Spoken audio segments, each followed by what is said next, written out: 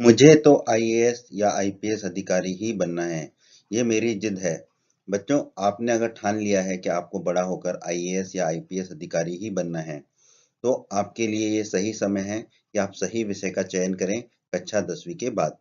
तो class 10th के बाद, कक्षा 10वीं के बाद आर्ट्स लें, मैथ्स लें या कोई और विषय लें, अगर हमें आईएएस या आईपीएस अधिकारी ही बनना है, तो ये वीडियो को आप पूरा देखिएगा अंत तक। वीडियो को पूरा देखने के बाद आपको विषय चयन करने में बहुत आसानी होगी, क्योंकि आपको पता चलेगा कि आईएएस और आईपीएस अधिकारी बनने के लिए क्या-क्या पढ़ना पड़ता है। तो उससे आपको बहुत आसानी होगी ये समझने में कि आप आर्ट्स लें या मैथ्स लें। बच्चों, हिंदी माध्यम की पाठशाला में आपका हार्दिक स्वागत है। दोस्तों, अगर आप हमारे चैनल पर नए हैं और आपने अभी तक हमारे चैनल को सब्सक्राइब नहीं किया है, तो चैनल को सब्सक्राइब करें, सब्सक्राइब बटन को दबाकर, और बेल आइकन को भी दबा दें, जिससे आपको हमारे नए-नए वीडियोस के भी नोटिफिकेशन मिलते रहेंगे।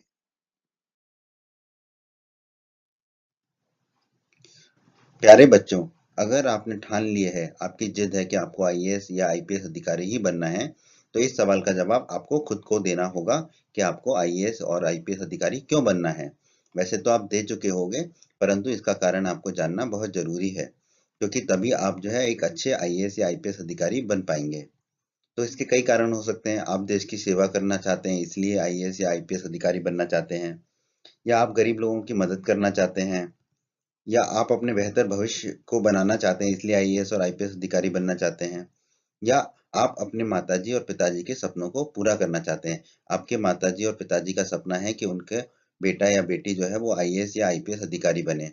तो ऐसे ही कुछ कारण हो सकते हैं आपके, कि आपने जिद है आपकी, आपने ठान लिया मन में कि आपको आईएएस और आईपीएस अधिकारी बनना है। तो बच्चों, अगर आईएएस या आईपीएस अधिकारी बनना है, तो अब हम जानेंगे कि उसके लिए हम कौन से विषय का चयन करें और आईएएस और आईपीएस अधिकारी कैसे बना जाता है। प्यारे बच्चों, अगर आपने ठान ली है कि आईएएस और आईपीएस अधिकारी ही बनना है और आपने अभी 10th पास नहीं किया है, तो आपके लिए बहुत ही उचित समय है कि अब आप निर्णय लें कि 10th के बाद आप क्या विषय लें, कौन सा विषय लें, जिससे आपको आईएएस और आईपीएस अधिकारी बनने में मदद मिले। इसी पर हम अपनी चर्चा को शुरू करते हैं। आईएएस और आईपीएस का फुल फॉर्म जान लेते हैं बच्चों। आईएएस होता है इंडियन एडमिनिस्ट्रेटिव सर्विसेज, यानी कि भारतीय प्रशासनिक सेवा, और आईपीएस होता है इंडियन पुलिस सर्विसेज, भारतीय पुलिस सेवा।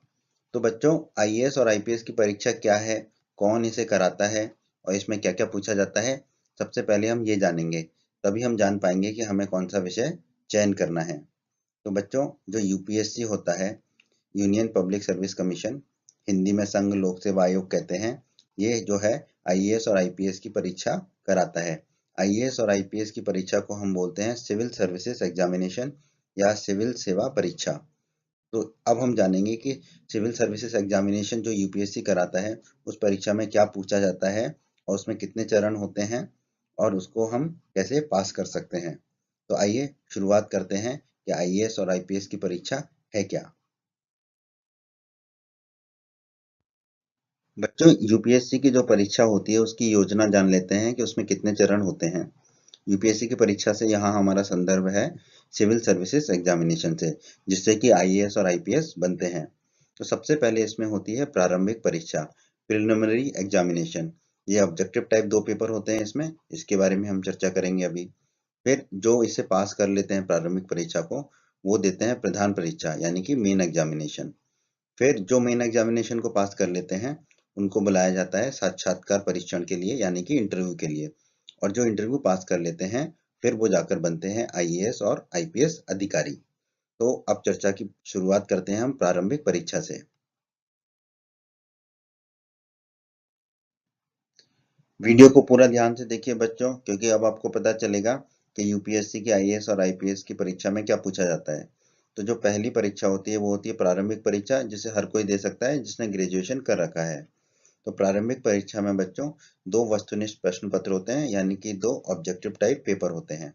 तो पहला जो ऑब्जेक्टिव टाइप पेपर होता है, पेपर 1, वो होता है सामाजिक अध्ययन का, जैसे कि हिस्ट्री, ज्योग्राफी, पॉलिटी, इकोनॉमी, यानी कि इतिहास, भूगोल, अर्थशास्त्र इत्यादि इसमें पूछा जाता है आपसे।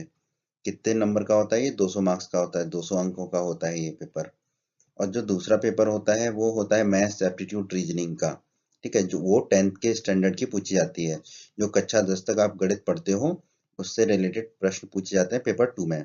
अब यहाँ पर जो बात ध्यान रखनी है वो क्या रखनी है, पेपर 2 भी 200 नंबर का होता है, परंतु जो पेपर 2 होता है उसमें सिर्फ आपको 33% मार्क्स लाने होते हैं, यानी कि 66 नंबर लाने होंगे 200 में से। ठीक है, उसके बाद आप कितने भी नंबर लाओगे वो महत्व नहीं रखते हैं, क्योंकि पेपर 2 जो है वो सिर्फ क्वालिफाइंग पेपर है। ठीक है, हाँ ये जरूर है कि पेपर 2 में 66 नंबर आना जरूरी है। ठीक है, लेकिन 66 के ऊपर अगर आप 199 नंबर भी लाए तो उसका कोई असर नहीं पड़ता है। प्रारंभिक परीक्षा से मेन परीक्षा में जाने के लिए जो मेरिट बनती है वो बनती है पेपर 1 पे। पेपर 1 होता है सामाजिक अध्ययन का। तो यहाँ पर ध्यान रखना कि अगर सामाजिक अध्ययन में कम मार्क्स रह गए तो आप जो है मेन परीक्षा में नहीं जा पाएंगे, आपका चयन प्रारंभिक परीक्षा में नहीं होगा। तो प्रारंभिक परीक्षा में जो चयन होता है उसका आधार होता है सामाजिक अध्ययन का पेपर 1। हाँ, पेपर 2 में जो है आपको 66 नंबर लाने होते हैं। तो अगर आप मैथ्स में ठीक ठाक हैं कक्षा 10 तक तो 66 नंबर आप बहुत आसानी से ला सकते हैं पेपर 2 में। तो ध्यान रखने वाली बात है कि यहाँ पर हमें ज़्यादा ध्यान देना होगा सामाजिक अध्ययन पे। तो प्रारंभिक परीक्षा में हमने जाना कि अगर हमें सामाजिक अध्ययन ज़्यादा अच्छे से आता है तो हमारे ज़्यादा चांसेस हैं प्रारंभिक परीक्षा को पास करने के। अब बढ़ते हैं आगे। बच्चों, जब आप प्रारंभिक परीक्षा पास कर लेंगे तो फिर आप पेपर देने जाएंगे मेन एग्जामिनेशन का, प्रधान परीक्षा का। प्रधान परीक्षा का पैटर्न समझ लेते हैं हम यहाँ पर। इसमें दो तरह के जो है पेपर होते हैं। पहला तरह का जो पेपर है वो क्वालिफाइंग पेपर है। ठीक है, मतलब कि इसके नंबर नहीं जोड़े जाएंगे जब मेरिट बनेंगे अंत में। क्वालिफाइंग पेपर में भी दो तरह के पेपर्स होते हैं, और जो क्वालिफाइंग पेपर होते हैं वो 300-300 नंबर के होते हैं। तो पेपर ए जो होता है इसमें, उसमें आपको कोई भी एक भारतीय भाषा लेनी होती है। कोई भी एक भारतीय भाषा ले सकते हैं। ठीक है, तो आप चाहें तो हिंदी ले सकते हैं, अन्यथा आपको जो भाषा पसंद है जिसमें आपको अच्छा आता है वो एक भारतीय भाषा आप लेंगे। ठीक है, और इसमें जो है आपको 25% मार्क्स लाना होता है, यानी कि 300 का 25% होगा 75। तो 75 नंबर आप ले आएंगे तो आप क्वालिफाई कर जाएंगे पेपर ए में, एक भारतीय भाषा में। और दूसरा जो क्वालिफाइंग पेपर होता है वो होता है इंग्लिश का, अंग्रेजी का। इसमें भी आपको 25% मार्क्स लाना होता है, तो 300 नंबर का होता है ये भी, तो इसमें भी आपको 75 नंबर लाने होते हैं। तो ये बहुत आसानी से आप ला सकते हैं, कोई मुश्किल नहीं होता है।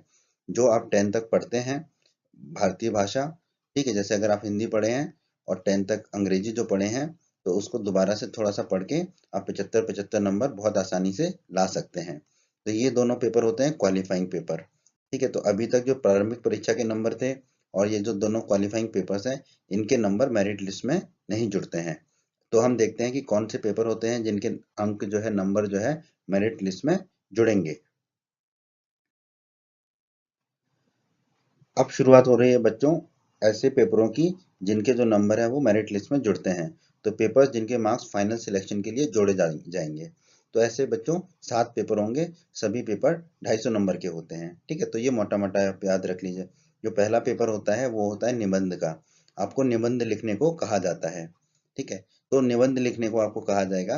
तो जैसे कि आप कक्षा 8, 9, 10 में भी निबंध लिखते हैं, तो निबंध लिखने को आपको कहा जाएगा। ठीक है, तो पेपर 1 होगा आपका जिसमें आपसे निबंध लिखने को कहा जाएगा, और ये होगा आपका 250 नंबर का। ठीक है, तो अब जो 7 पेपर होंगे वो सातों पेपर कितने नंबर के होंगे, सभी पेपर 250-250 नंबर के होंगे। तो पेपर 1 हो गया निबंध, कितने नंबर का, 250 नंबर का। यहाँ पे समझ लीजिए कि जो गणित लिया है उसको निबंध लिखने में थोड़ी सी मुश्किलात आ सकती हैं, परंतु जिसने आर्ट्स लिया है, सोशल स्टडीज, उसको निबंध लिखने में थोड़ी आसानी रहेगी। पहला पेपर हो गया जिसके नंबर जोड़ेंगे 250 नंबर का। दूसरा जो पेपर होता है, पेपर 2 जिसे कहते हैं, वो होता है सामान्य अध्ययन का, जनरल स्टडीज का पहला पेपर। तो इस तरह जनरल स्टडीज के सामान्य अध्ययन के 4 पेपर होते हैं।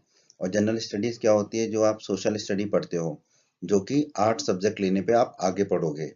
ठीक है, तो इसमें ये भी कितने नंबर का है, 250 नंबर का होता है। सातों पेपर 250 नंबर के होंगे।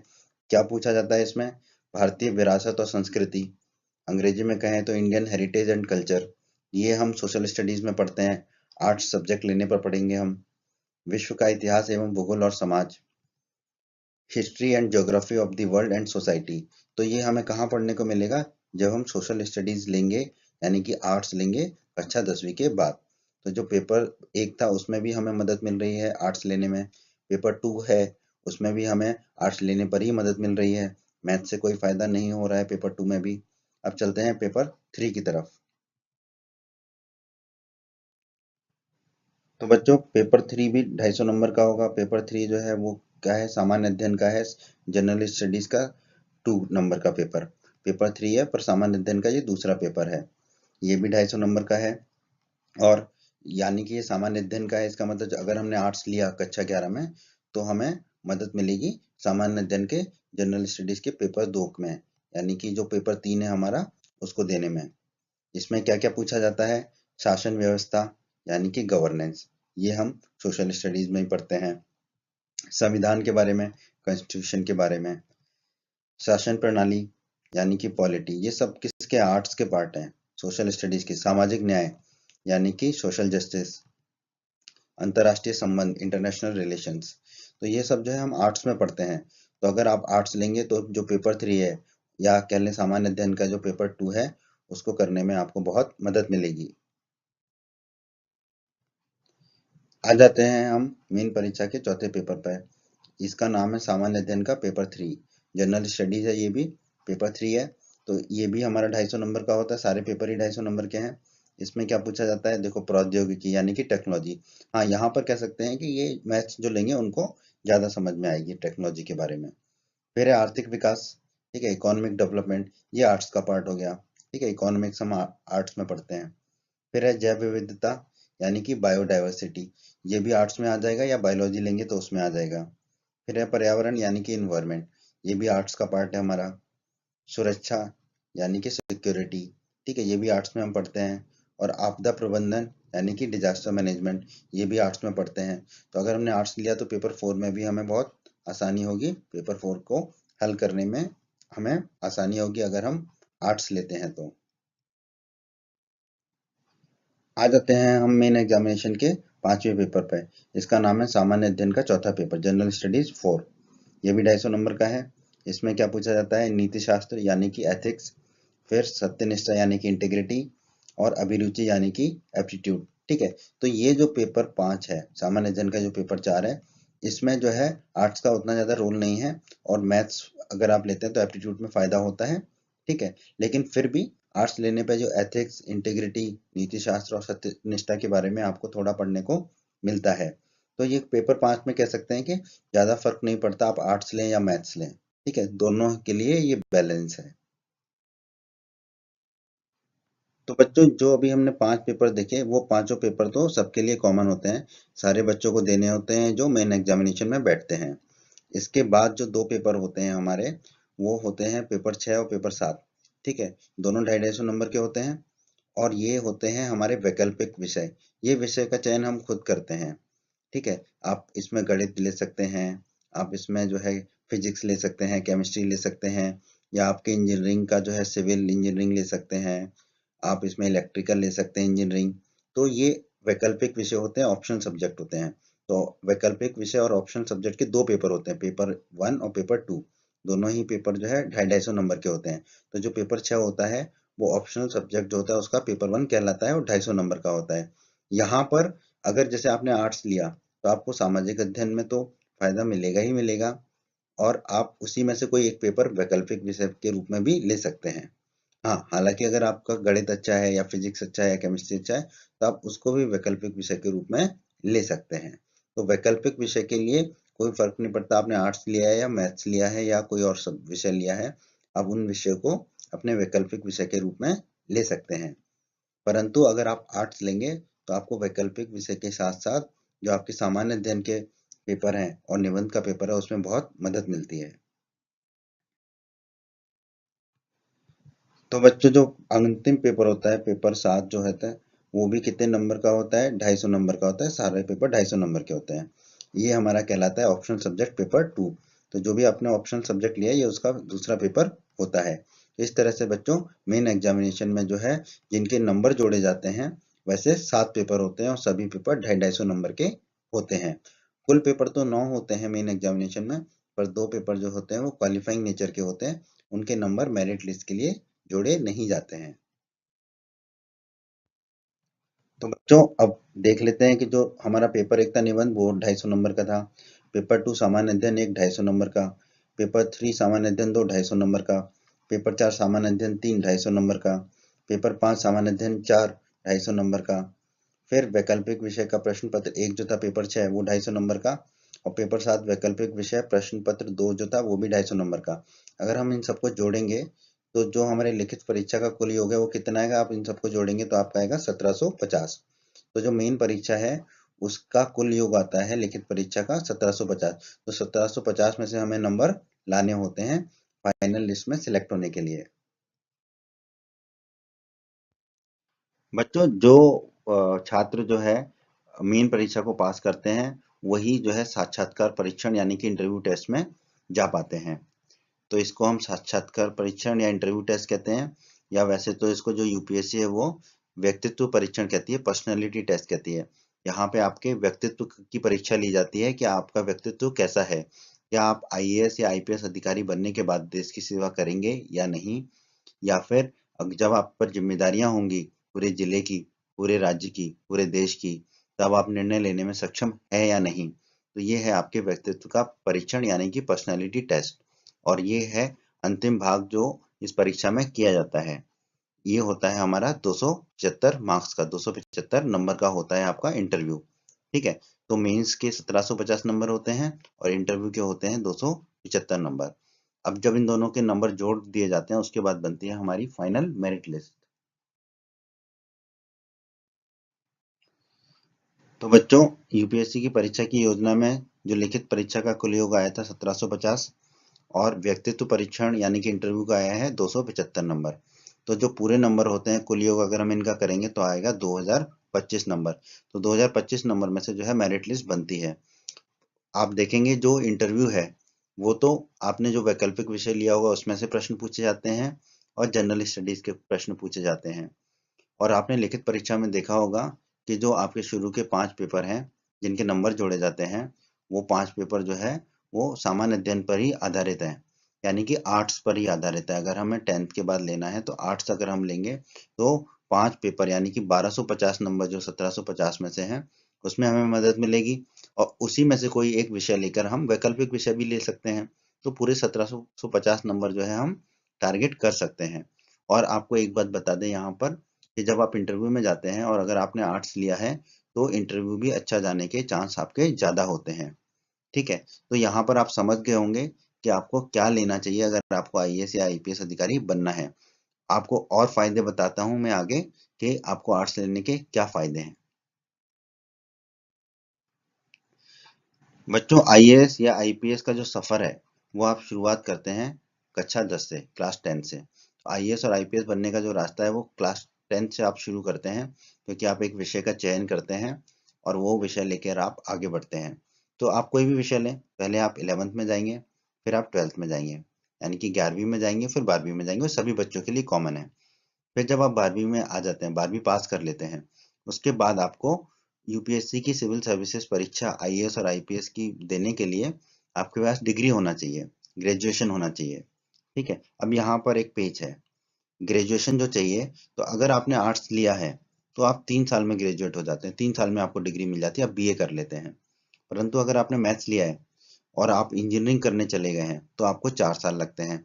और आपने अगर बायोलॉजी ली है, आप डॉक्टरी करने जाते हैं तो आपको और साल लगते हैं।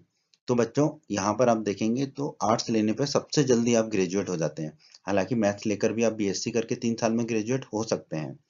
ठीक है, परंतु मैथ्स जो भी लेता है वो सोचता है कि वो इंजीनियरिंग करे, तो उनको वहां पर 4 साल लग जाते हैं। तो यहाँ पर एक आप ध्यान देंगे कि जो आपका 1 साल है वो बच रहा है ग्रेजुएशन में, तो 1 साल आप जो है अधिक पढ़ाई कर सकते हैं आईएएस और आईपीएस बनने के लिए। वहीं अगर आप मैथ्स लेंगे तो आपको 1 साल कम मिलेगा। और दूसरा फायदा यहाँ समझिए, कक्षा 10 से 11 में गए तो 1 साल, 11 से 12 में गए तो 2 साल, और फिर 12वीं से ग्रेजुएशन में 3 साल। ये 5 साल अगर आप आर्ट्स लेते हैं तो 5 साल आर्ट्स को पढ़ते हैं। और वहीं अगर कोई विद्यार्थी मैथ्स लेता है 10th के बाद तो वो 11वीं और 12वीं में जो है आईआईटी की तैयारी करता है, और 12वीं के बाद अपना इंजीनियरिंग की तैयारी करता रहता है। फिर जब ग्रेजुएशन होती है तब वो आईएएस और आईपीएस की तैयारी करते हैं, और फिर वो जनरल स्टडीज, हिस्ट्री, ज्योग्राफी, इतिहास, भूगोल इन सब का अध्ययन दोबारा से शुरू करते हैं, और उनको बहुत मुश्किलों का सामना करना पड़ता है। इसलिए बेहतर होता है कि अगर आप 10वीं में ही आर्ट्स ले लें तो आप 5 साल उसी चीज की पढ़ाई करते हैं जिसका आपको आगे जाके पेपर देना होता है।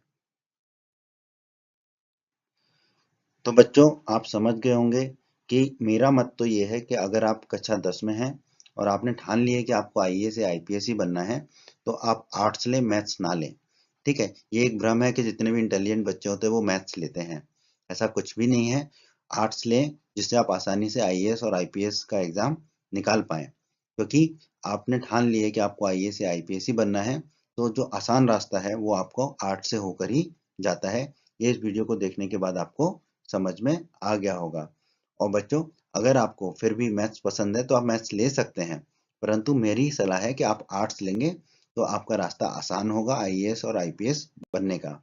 बच्चों, उम्मीद करता हूँ कि आपको अब अपना एक निर्णय लेने में एक मदद मिलेगी कि आप क्लास 10th के बाद क्या लें अगर आपको आईएएस या आईपीएस बनना है तो। उम्मीद करता हूँ दोस्तों आपको हमारा ये वीडियो पसंद आया होगा। आप हमारे YouTube चैनल को सब्सक्राइब करें, इस वीडियो को लाइक करें, इस वीडियो को शेयर करें और अपने सभी हिंदी माध्यम के दोस्तों को हमारे चैनल के बारे में और हमारे वीडियो के बारे में बताएं, ताकि हिंदी माध्यम के अधिक से अधिक छात्र हमारे चैनल और वीडियोस का अधिक से अधिक लाभ ले सकें। धन्यवाद दोस्तों।